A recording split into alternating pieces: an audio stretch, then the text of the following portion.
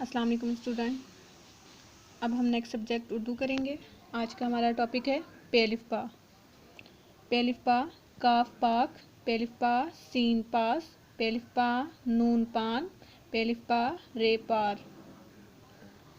आपने यहाँ पर पेलिफ्पा लिखकर फिर ये काफ लिखना है, पेलिफ्पा लिखना है, फिर सीन लिखना है, पेलिफ्पा सीन पास, पेलिफ्पा नून पान, पेलिफ्पा रे पार।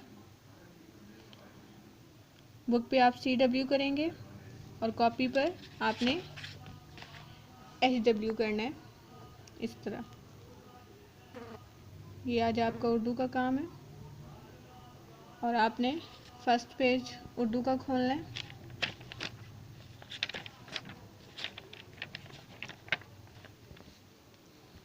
फर्स्ट पेज उर्दू का खोलेंगे, पेज नंबर 3,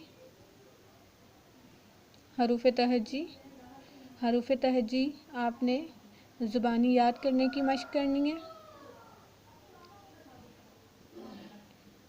इसको अच्छी तरीके से आपने याद करना है और आपने कॉपी पर एक दफ़ा देख कर इसको लिखना है।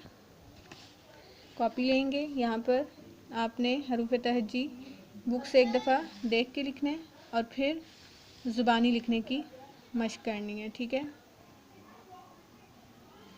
ये आपका उर्दू का काम है और ये टेस्ट मैं आपको जिस दिन लेना हुआ वो बाद में बताऊंगी।